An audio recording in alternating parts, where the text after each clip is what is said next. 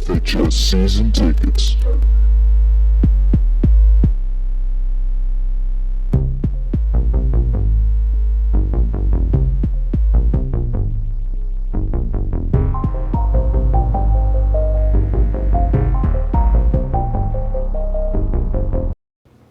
Welcome back to another episode of FHS Season Tickets. I'm Michael. And I'm Nick. And we're going to start off today talking about the winter sports. First off, the girls basketball team got their first victory of the season against Max A's, and they do play on Saturday on the road. Nick, what happened in the boys basketball first game? Yeah, the boys basketball first game was great. We won against Lake Ridge Academy. Won big, 72-42, I believe. 43. And yeah, it was a great game. We were on pace. Score around 90. The second half we kind of let up and weren't getting into like how good we could have been, but it was still a really great performance from us. We're really looking for more. Now it's on to Lutheran West on the 9th, and that's really what we're focused on now. Yeah, Luke Howes did 17 points in his debut as a freshman. Absolutely crazy stuff from him, and just a great game overall by our team. And we'll probably be covering boys basketball a little bit more than we have been covering the other Fairview sports, simply because me, Nick, and Christian do play boys basketball, so we kind of have a little secret cameraman who you guys will find out in the Christmas episode. Yeah, the secret cameraman also. Oh, that narrows it down a little bit.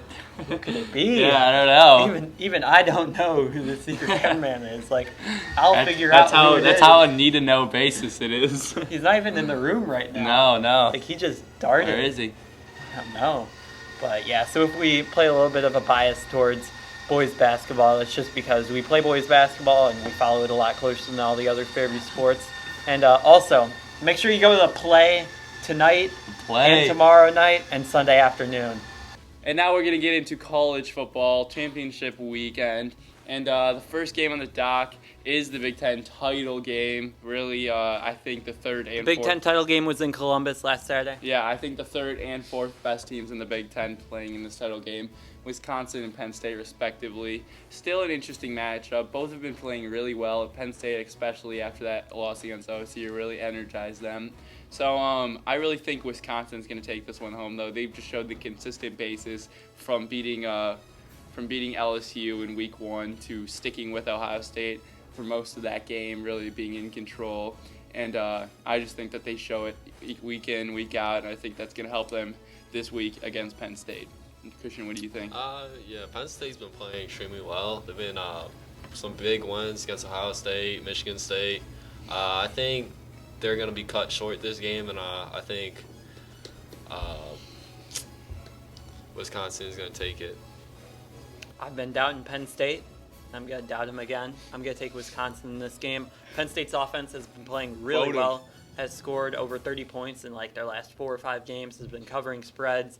But I think Wisconsin does win this one in a really close one. I think it's going to be a little bit high scoring than some people might anticipate it going to be. But I think Wisconsin does get the victory. I think they're a more well-rounded team and have played better throughout the year and matched up better with the bigger teams and the better teams that they have played respectively. But now we're going to go into the Pac-12 title game, Colorado versus Washington. I'm going to go first on this one. I think Washington gets this win big time. If this was USC, I'd be saying the opposite, taking USC big time. I don't think Colorado can match up with Washington at all. I think Jake Browning has a big game, and I really don't see Colorado being able to move the ball that consistently against this Washington defense. So I'm going to take the Huskies big time in this one. Nick, who do you have? Yeah, I'm going to take Washington too. Colorado shouldn't really be there in my opinion. I think USC is should be going up against Washington in the Pac-12. Not so sure it would be a big time win for USC against Washington, so that's why I'm going to list them as like the 1A, 1B in the Pac-12. But I do think Colorado is going to get just outscored in this game. I don't want to say it's going to be like over 20 plus, but it will be fairly handled by Washington. But for sure, I think that USC would have given up a fight for Washington. It's just unfortunate that they had those 3 early losses. Christian, who do you think is going to win? Yeah, I'm with Mike. I think Jake Browning is going to have a pretty big game, and I just think Washington's just going to overwhelm him. Yeah, it could be his last stand for the Heisman, because really with the way Lamar Jackson's been playing in Louisville recently, he probably doesn't have it locked up as much as we thought he would 2 weeks ago. So if Deshaun Watson or Jake Browning, as ridiculous as it sounds, because neither have had a fantastic year, if they throw for like 400 yards and like 4 touchdowns, they Mhm. might just squeak out the Heisman. Another problem with Heisman voting is a lot of people have already voted, which makes no sense to me why you would vote with like 2-3 games left in the year, but that's just the way the Heisman is. I think the award's kind of lost its luster in the past couple of years, especially this year. Not a big-time award, but the final game we're going to be previewing, basically the Big 12 title game. It's not called that, but the top 2 teams in the conference are facing off in Oklahoma versus Oklahoma State, and I'm going to take the Sooners in this one. I think they're a lot more complete team. They've dominated the Big 12 when they got into conference play, and if they wouldn't have scheduled Houston and Ohio State, we could be thinking about an 11-0 Oklahoma, potentially ranked number 2 in the country if they played some weak teams out of conference, which would be a whole different perception of Oklahoma. So I think the Sooners get the victory. Nick, who do you have? Yeah, I think this championship weekend, it's telling how dominant each team is playing. There's one favorite team by a lot. And again, I'm going to go with Mike here. I'm sure Christian's going to follow along. I'm going to pick Oklahoma. Oklahoma State just doesn't have the guns to stick with Oklahoma. And Baker Mayfield and them boys, they're too talented for Oklahoma State. Really no competition in the Big 12 this year. Yeah, they summarized it up for me. I'm going Oklahoma. Yeah, just What's really next? telling how the championship weekends are. And there's almost no competition. Like, we left out the ACC and SEC for that fact, of course. You know what's Clemson crazy about this? and Alabama are all going to win that. Both going to win that There are game. prices for the Big Ten, ACC, and SEC title game at under $20 on StubHub. That's Yeah. ridiculous. Could you imagine? It's showing it how what was the conference cheapest games price? don't even matter. What was the cheapest price for the OSU Michigan game on StubHub? Probably a couple hundred, right? Yeah. Right. You'd have to think. It's just telling- and $30 for the conference title game. It's telling supposed to how be better. conference championship games don't matter anymore now with the inclusion of the playoffs. You're going to have an Ohio State team go to the playoffs who didn't even go to the championship game. And you could have maybe a USC team sneak in without going to the championship game. They're not going to sneak in. Maybe I a love Michigan. USC. There's no way they sneak in without the Pac-12 title. The committee's hated on them. Something Colin Cowherd true. mentioned is that the committee is legit doing what, like he said, his kindergartner could do, because they go, Alabama won, all the 1-loss teams next, take the best 2-loss team, take the rest of the 2-loss teams, take the best 3-loss team. Like, they have them in order of They don't go by the eye best. test at all. No, not at all. If they would have gone by the eye test, USC would have been way higher. Well, you figure all those people have, like, The Big probably 12 would be lower. All those committee members have, like, big time jobs. Maybe they're not dedicating enough time to do it, to it. But that's another time, another debate for another time. Maybe we can move on to the next segment. Yeah, we can move on to college basketball. First game this weekend, UCLA versus Kentucky. Nick, I know you're really excited for this game. Tell me who you got in this one. I'm going to take Kentucky, not just because I'm a Kentucky fan, but also because they've been playing very dominant as of late. I don't think UCLA has the big bodies down low to contend with they're big boys. They're all like 4s, though, which I think is going to be a problem in the future, maybe against Duke, who has position basketball. But I think that UCLA, Lonzo Ball might have a big game. He might put up some numbers like he usually does. But I think De'Aaron Fox and Malik Monk will be able to quell that enough, that guard battle, to where the rebounding and the post play is really going to be a problem for the UCLA team. I also think that the Kentucky team's athleticism is going to really give UCLA some problems who are a little bit less athletic than, say, Kentucky or some of these top-tier programs. Christian, who do you got? I got Kentucky, Big Blue Nation. I love Kentucky. I was always a fan since I was a little kid, but I love John Calipari as a coach. I think he really disciplines his players extremely well, and he makes his bigs a lot better. And if you don't have the bigs to compete with Kentucky, you don't stand a chance, because all the bigs coming out of Kentucky are mostly draft prospects. Yeah, they are. NBA draft prospects.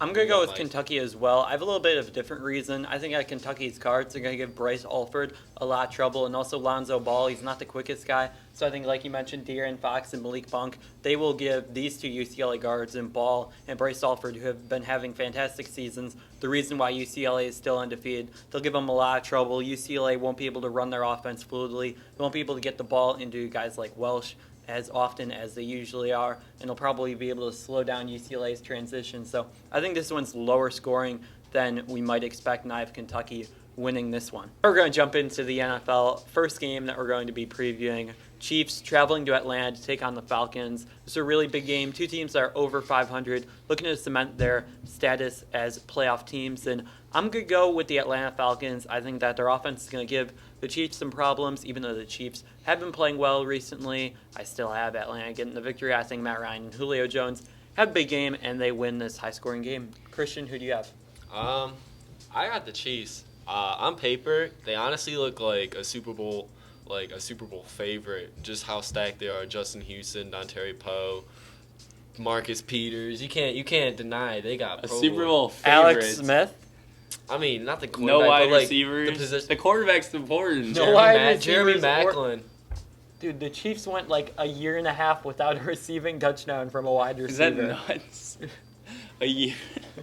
They just ran it. That is All one right. of the craziest stats I have ever heard. They went like 20 straight games without a wide receiver catching a touchdown. It was all And they Travis did decent. Kelsey, the tight end, and their running Hey, backs. you want and to hear Jamal something Charles. crazier? The Browns haven't won a game since Johnny Manziel was the starting quarterback. Oh yeah, money Is that shot. nuts? All right, I'm gonna pick the Chiefs to win this one, not because they're a Super Bowl favorite, not even because they're a Super Bowl contender. I think just against this Falcons team was a pretty poor defense, especially compared to their offense, and the Falcons offensive players like Julio Jones and Matt Ryan have a propensity of having some dud games, and I think this one could be one of those games with Kansas City coming off a great win against Denver and just a real morale booster. And this defense is elite, like Christian was saying. Good game manager like Alex Smith will limit those turnovers. I think Kansas City is going to win this game against Falcons. Yeah, now we're going to get into the Giants and Steelers. I really like this Giants team right now, playing with a lot of energy, a lot of heart right now. I think maybe it has to do with that top team there. Sitting there on their division. Maybe it's called the Cowboys. Maybe that could be why. So are the Redskins are playing well too. So I think the Giants are playing with fuel. Sick and tired of hearing about the Dallas Cowboys every day on ESPN. So I'm thinking that the Giants are going to come out against the Steelers. You think the Cowboys are going to win the Giants Steelers game? Hey, they might, I'm sure Giants wouldn't be adverse to having their offensive line, or Dak Prescott. So I think the Giants are pretty happy with 2 Super Bowls from Eli Manning. Yeah, the lucky ones. Hey, don't call them not lucky. All right. A Super Bowl is Super Bowl. What do the Browns know about a lucky Super Bowl? I didn't say they do anything. So again, I think Giants are going to win this game against the Steelers. Lane Collins is playing really well as of late. Has this defense playing with a lot of heart, and Eli Manning and Odell will do their thing to kind of cut through this butter defense that is the Steelers' defense right now. So Christian, who do you got? Giants. Not because of Eli and Odell, because they disappoint me at times, because they're either on or they're completely off. But Giants defense is actually just pretty impressive. Yeah, they are. And Steelers have been underperforming basically this whole season. Nuts. I'm going to go against both of you guys again. I'm going to take the Pittsburgh Steelers. Give me Ben Roethlisberger, Antonio Brown, and Mike Tomlin at this time of year. I think the Steelers get it done at home. They found winning ways. They're 6-5 right now. Really need to get a couple wins to get into the playoff picture right now. They're sitting at 7th, right outside the playoffs. I think they win this game, jumpstart their season, and they end up winning the AFC North. And I just really like the Steelers teams, and they're talented across the board. Anything else that we want to talk about before we wrap up the show? Are the Steelers first in the division? Or No, Ravens are first right now. Wow. It's John's Baltimore Ravens. Stop. They were a top 5 pick team last year. It's a bad division. That's because the Ravens had so many injuries and lost 5 straight games by 5 points or less. I swear they're probably the most scrappiest team. Somehow they The Ravens are always good. They're just we left Cleveland, so we gotta be good. right. It's destiny on their side. With that sad note, I think we can wrap it up for this episode of FHS Season Tickets. See you later.